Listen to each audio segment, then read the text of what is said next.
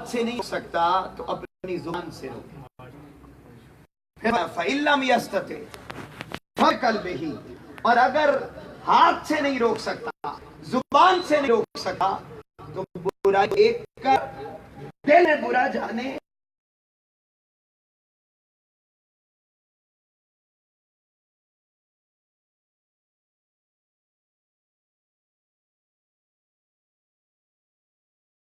ہے برائی کو روکنے کا. اونچا بولتے ہیں نا، ہاتھ سے روکنا. اس سے کم درجہ کیا ہے؟ زبان سے روکنا. اور اس سے بھی کم درجہ یہ ہے کہ برائی کو صرف دل میں برا جانا. اب برا ہے عام ذہنوں میں، یہ جب برائی کا لفظ، یار یہ برا کام، یہ برائی، ہم کہتے ہیں نماز چھوڑ دینا برائی ہے، ہم اس کو برائی سمجھتے ہیں. غیبت کرنا برائی، جھوٹ بولنا برائی، بولی کرنا، تکبر کرنا، منافقت کرنا، یہ ساری چیزیں برائی ہیں. نو ڈاؤٹ یہ برائی ہیں، مگر صرف یہی برائی نہیں ہے.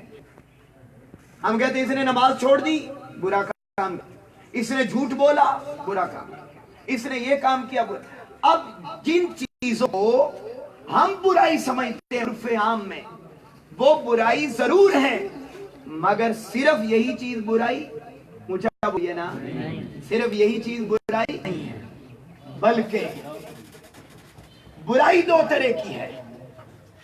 برائی کا پہلا تعلق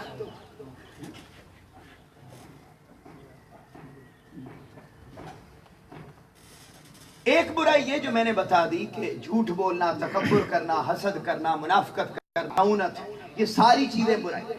ان برائیوں کا تعلق انسان کے جسم سے ہے، انسان کی اپنی ذات سے ہے، انسان کے اپنے من سے ہے، انسان کے اپنے دل سے ہے، اور انسان کے اپنے تن سے ہے.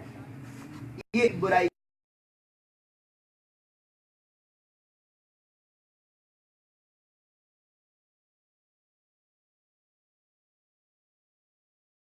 سوسائٹی میں تو غارت گری کی صورت میں ہو رہی،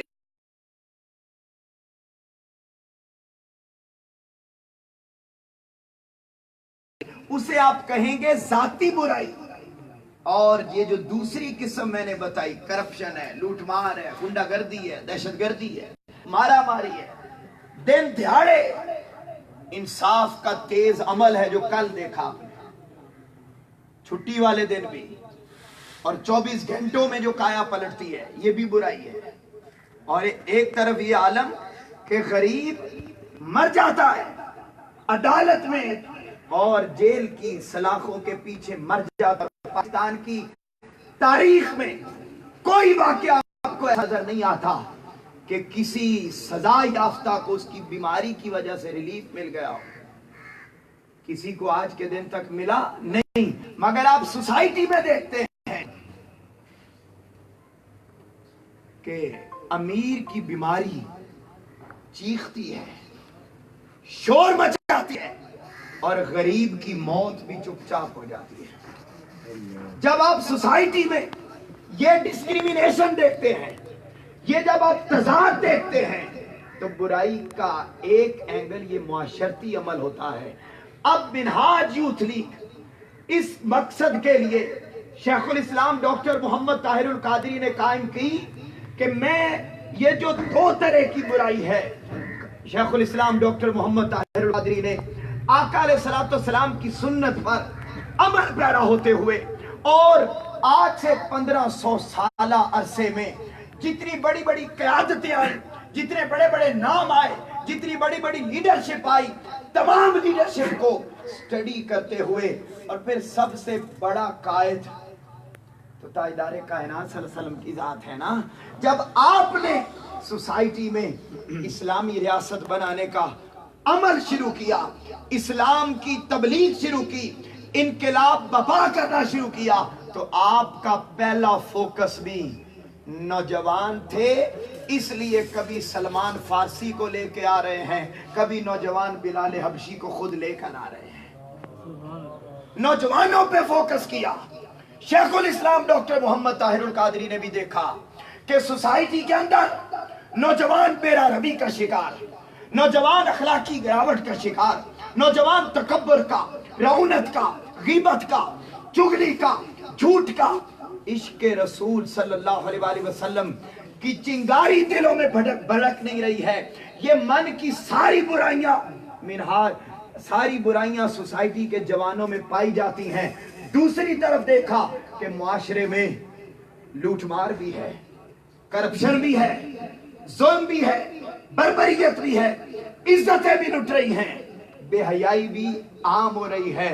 जब ये सारी चीजें देखी तो पहला फोरम मिनहाज यूथ लीग का बनाया और बनाकर मन से बुराई को खत्म करने के लिए नौजवानों को हल्का दुरूद में भेज दिया। बड़े गौर से जुमले सुनिए मेरे।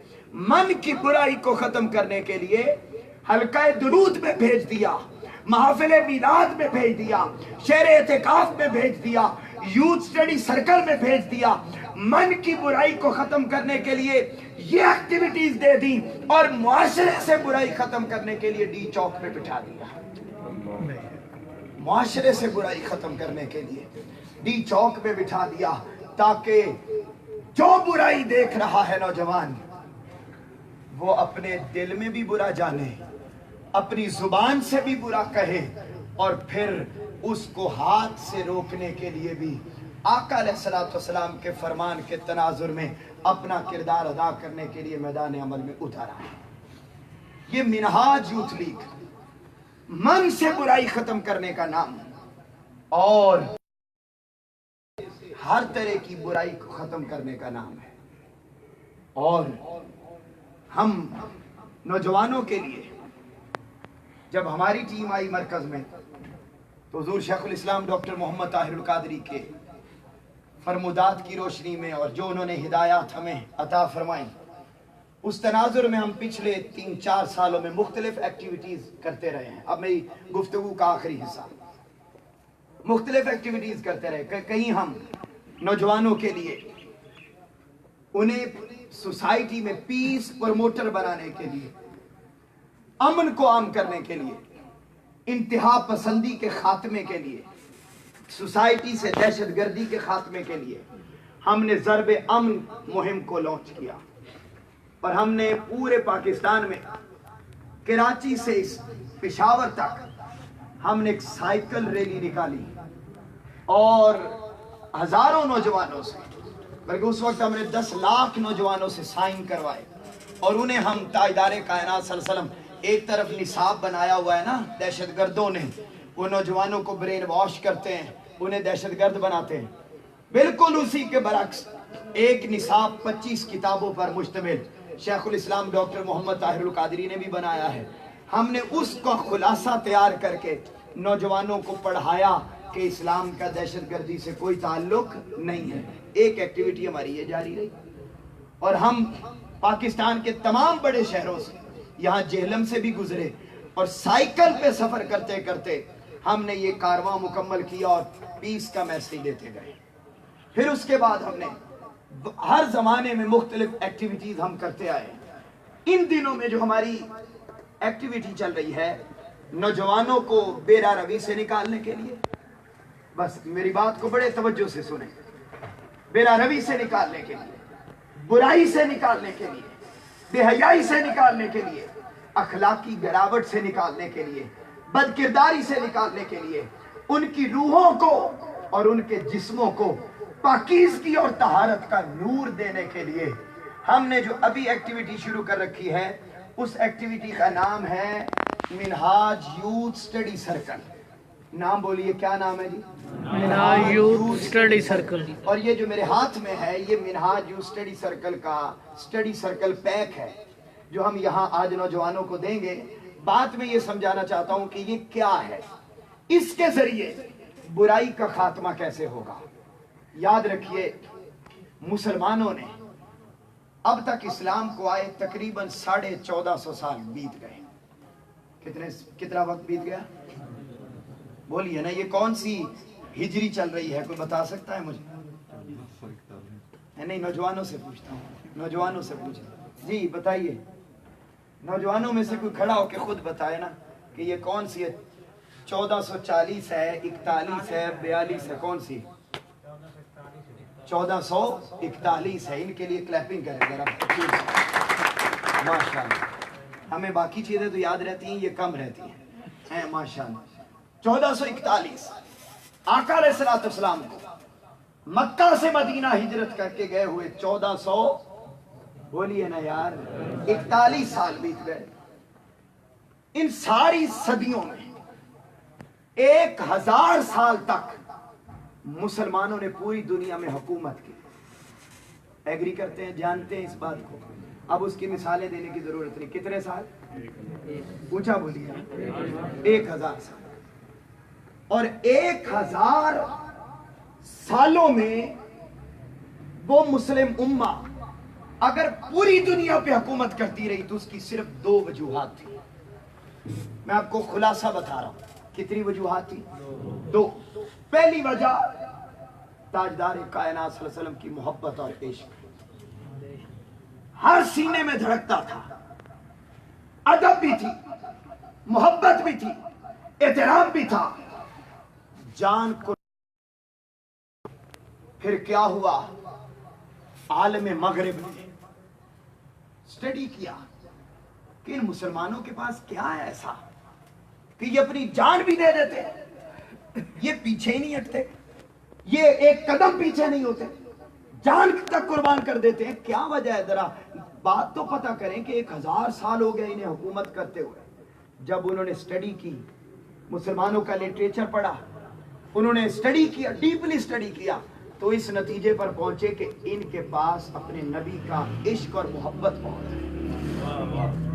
اس وجہ سے ایک بھی ہو تو سینہ تان کے کھڑا ہو جاتا ہے اور اپنی جان قربان کرنے کے لیے تیار ہو جاتا ہے.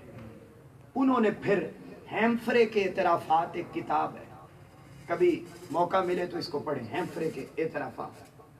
یہ ہیمفرے وہ بندہ تھا جس نے نا پھر کیا, جس کو یہ بیسیکلی برٹش تھا, برٹش انگریز تھا. سارے عالم مغرب نے بیٹھ کر اس بندے کو تیار کیا اور اس بندے کے ذمہ ڈیوٹی لگائی کہ اس وقت پوری دنیا میں 2 بڑے عالم ہیں, 2 بڑے عالم ہیں. ان دونوں عالموں کے ذہنوں کو تو نے پیسے کے ذریعے, مراعات کے ذریعے جو کچھ تم کر سکتے ہو کرو اور کر کے ان کے ذہن کو بدلو. ایک بندہ عالم عرب سے تھا, ایک بندہ عالم عجم سے تھا. نام بھی بتا دیتا ہوں. ایک مرزا غلام احمد قادیانی تھا اور ایک عبد الوہاب نجدی تھا. یہ دونوں بندے عاشق رسول تصور کیے جاتے تھے اور تھے بھی. اور ان کی بات میں بڑا وزن تھا, بڑی علمی پختگی تھی. ندائے یا رسول اللہ بھی تھی, محبت رسول بھی تھا, توسل بھی تھا, عقیدہ بھی تھا, سب کچھ تھا ان کے اندر. ان کو بڑا معتبر سمجھا جاتا تھا عالم اسلام میں. یہ تو بعد میں پھر مجدد تک پہنچے, بعد میں پھر مہدی تک پہنچے, بعد میں پھر عیسیٰ تک پہنچے اور بعد میں پھر نعوذ باللہ نبوت کا دعویٰ بھی کر دیا اور ادھر بھی عقائد چینج ہو گئے. ورنہ پرانی ساری کتابیں آج بھی موجود ہیں اور ان کے اندر سارا کچھ ان کا پرانا لکھا ہوا ہے. بات میں لمبی ہو جائے گی, بات صرف یہ سمجھانا چاہتا ہوں کہ ان کے ذریعے پھر, کیونکہ ان کی بات سنی جاتی تھی, اس ہیمفرے نے لکھا اپنی کتاب میں کہ میں نے کیسے کیسے ان لوگوں کے ذہنوں کو بدلا اور وہ جو محبت کی چنگاری, وہ جو محبت کی تڑپ, وہ جو محبت کی طلب, وہ جو آقا علیہ الصلوۃ والسلام کے نام پر جان قربان کر دینے کا جذبہ مسلم امہ کے درمیان پایا جاتا تھا, اس کو نکالنے کے لیے میں نے کیا کیا کچھ کیا. اور اسی چیز کو پھر علامہ اقبال نے اپنی شاعری میں بیان کیا کہ عالم مغرب نے سوچا کہ یہ جو فاقہ کش موت سے ڈرتا نہیں ذرا, روح محمد اس کے بدن سے نکال دو, فکر عرب کو دے کے فرنگی تخیلات اسلام کو حجاز و یمن سے نکال دو. لیکن پھر ساتھ اپنا میسج بھی دیا کہ یہ راستہ نہیں ہے. اگر یہ روح محمد صلی اللہ علیہ وسلم بدن سے نکل گئی, آقا کی محبت نکل گئی, تو تم سارے کے سارے تباہ و برباد ہو جاؤ گے اور پلے کچھ نہیں رہے گا, ذلیل و خوار ہو جاؤ گے. حل یہ ہے کہ محمد سے وفا تو نے تو ہم تیرے ہیں. خدا کی زبان میں اقبال بولے, خدا کی زبان میں کہ کی محمد سے وفا تو نے تو ہم تیرے ہیں، یہ جہاں چیز ہے کیا لوح و قلم تیرے ہیں۔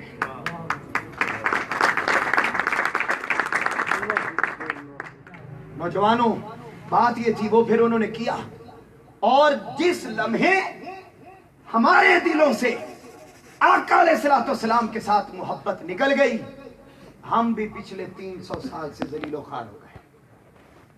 اور وہ تمکرت، آج معیشت ہماری آزاد نہیں، پہلے تو صرف اورل تھا اور غائبانہ تھا، اب تو آپ کے FBI کے اور باقی سارے کے سارے ذمہ داران بھی انہی کے آ گئے نا، آگے یا نہیں آئے، یا یہ بھی نہیں معلوم ہمیں۔ اب تو موٹر وے ہماری گروی، زمینیں ہماری گروی، ادارے ہمارے گروی، ہم اتنے مقروض ہو گئے، اور پھر ہم بات کرتے ہیں مسئلہ کشمیر حل ہو جائے۔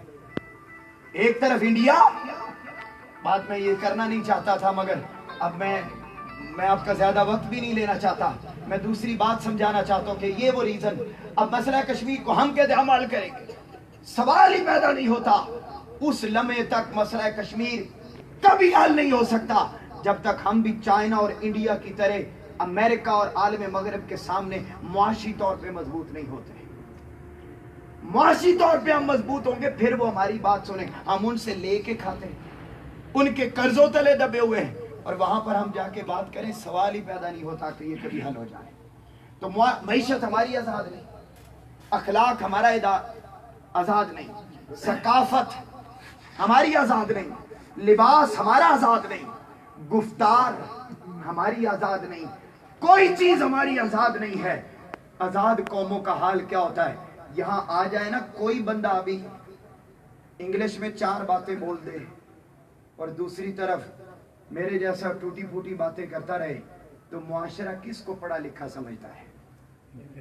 بولیے نا یار، چاہے بونکیاں مار جائے، لیکن یہ غلام قوموں کی پہچان ہوتی ہے۔ منہاج یوتھ لیگ کو شیخ الاسلام ڈاکٹر محمد طاہر القادری نے اس لیے بنایا کہ نوجوان دلوں میں وہ جو آقا علیہ الصلوۃ والسلام کی محبت کی چنگاری بجھا دی گئی ہے، اس آقا علیہ الصلوۃ والسلام کے عشق کی چنگاری کو پھر سے بھڑکایا جائے، اور معاشرے میں جو سارا کچھ عالم مغرب نے چھین لیا ہے، نوجوان پہلے اپنے کردار کے ذریعے اور پھر اپنی طاقت اور جرت کے ذریعے اس چھینی ہوئی اقدار کو معاشرے میں پھر سے زندہ کر سکے۔ یہ پہلی بات۔ اور دوسری ریزن، کیوں ہم 1000 سال تک حکومت کرتے رہے؟ علم میں ہمارے جیسا کوئی اور نہ تھا۔ بولیے کیا؟ مجھے بولیے کیا؟ علم میں ہمارے جیسا کوئی اور نہ تھا۔ مقدمہ سیرت الرسول، مقدمہ سیرت، اگر میں ہال پورے میں سے یہ پوچھوں آپ میں سے کہ جو منہاج القرآن کے ساتھ وابستہ لوگ ہیں، آپ میں نوجوانوں سے پوچھتا ہوں، نوجوانوں سے جو جنہیں تقریباً 5 سال 10 سال 12 سال مشن کے ساتھ وابستہ ہوئے ہو گئے، کوئی ایک بندہ ہاتھ کھڑا کر کے مجھے ضرور بتائے جس نے شیخ الاسلام کی 1200 کتابوں میں سے جو 550 پونے 600 چھپ گئی ہیں، ان پونے 600 کتابوں میں سے 5 کتابیں زندگی میں پوری پڑھی ہوں؟ کوئی ایک نوجوان ایزیلی بتائیں ہاتھ کھڑا کر کے، 5 کتابیں پوری پڑھی ہوں؟ نہیں ہے۔ اور عرصہ یقیناً 10 سال سے نیچے کوئی بیٹھا ہوا نوجوان کی جس کو 10 سال سے کم عرصہ ہوا مشن کے ساتھ وابستہ ہوا، سارے 10 سال سے اوپر ہے؟ آپ کو کتنا؟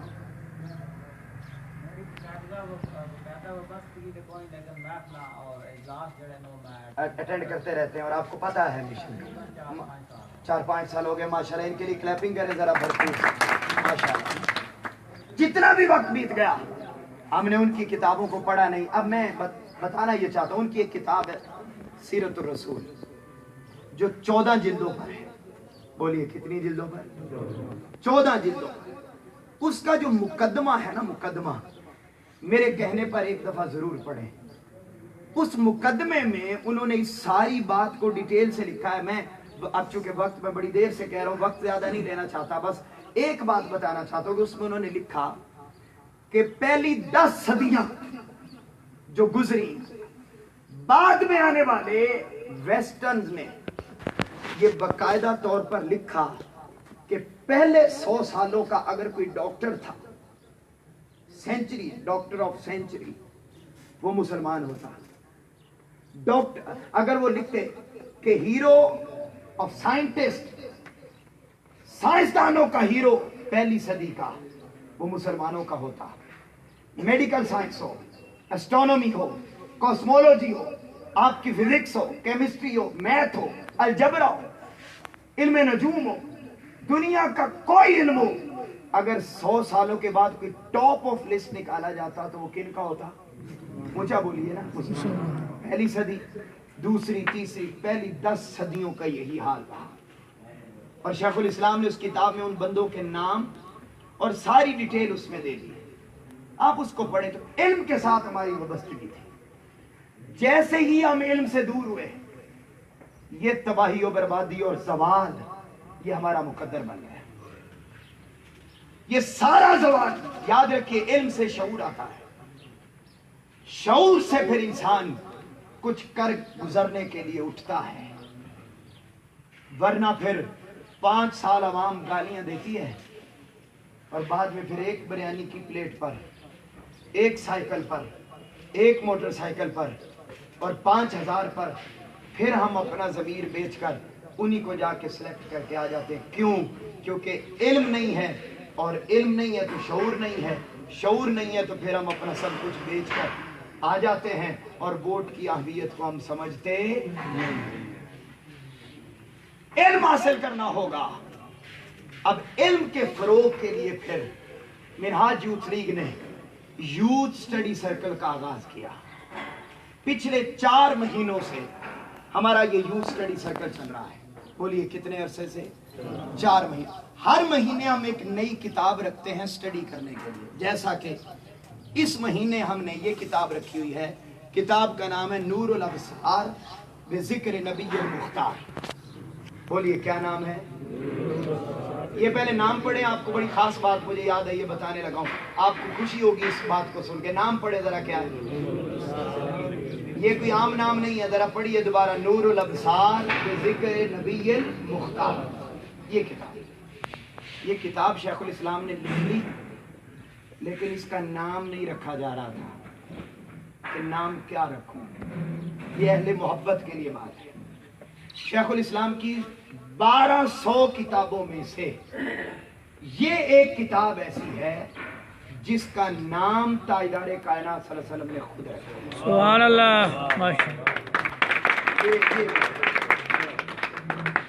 ساری کتاب، یہ جو نام میں نے پڑھایا نا آپ کو، بولے نام کیا ہے؟ نور الابصار المختار. یہ وہ نام ہے جو تاجدار کائنات نے خود اپنی زبان مبارک سے عطا فرمایا خواب کے عالم، اور آ کر فرمایا بیٹے اس کا نام یہ رکھو. تو یہ نام ہے. اچھا یہ کتاب، اب یہ تو اس مہینے کی کتاب ہے نا، یہ نومبر ہمارا مہینہ چل رہا ہے. اگلا دسمبر آئے گا، ایک اور کتاب ہوگی. پچھلے مہینے ہماری کتاب تھی علم کی فضیلت. اس سے پہلے ہماری شہادت امام حسین تھی، اور اس سے پہلے ہماری کتاب حقوق والآداب تھی. تو ہم اب تک یہ ہر مہینے ہم کرتے کیا ہیں؟ ہر ہفتے یوتھ لیگ کے جوان غور سے سن لیں. ویسے میں یہ ڈیٹیل پچھلی میٹنگ میں عرض کی تھی، تو اب دوبارہ سن لیں تاکہ ہم اس پر بہت زیادہ فوکس کرنا چاہتے ہیں. بہت زیادہ ہم اس میں کرتے یہ ہیں کہ ہفتے میں ایک دن مقرر کرتے ہیں. وہ آپ جمعہ رکھ لیں، اتوار رکھ لیں، کوئی بھی دن رکھیں. نوجوانوں کو دعوت دیتے ہیں، اور ٹیم میں سے جو تحصیل کی ٹیم ہوتی ہے اس میں سے ہم 3 سے 4 نوجوان، فار ایگزامپل یہی والی کتاب ہے جو میں نے آپ کے سامنے ابھی دکھائی ہے. اس کتاب کے کوئی ٹوٹل جو چیپٹر بنتے ہیں ان کی تعداد تقریباً 11 ہے. تقریباً 11 چیپٹر اس بک کے ہیں. اب اس پوری کتاب کو ہم ایک پورے مہینے کے اندر ڈیوائیڈ کر دیتے ہیں. فار ایگزامپل کسی کتاب کے 16 چیپٹر ہیں اور مہینے میں ہفتے کتنے ہوتے ہیں؟ 4. تو ایک ہفتے میں پڑھنے کے لیے کتنے چیپٹر ہیں؟ 4.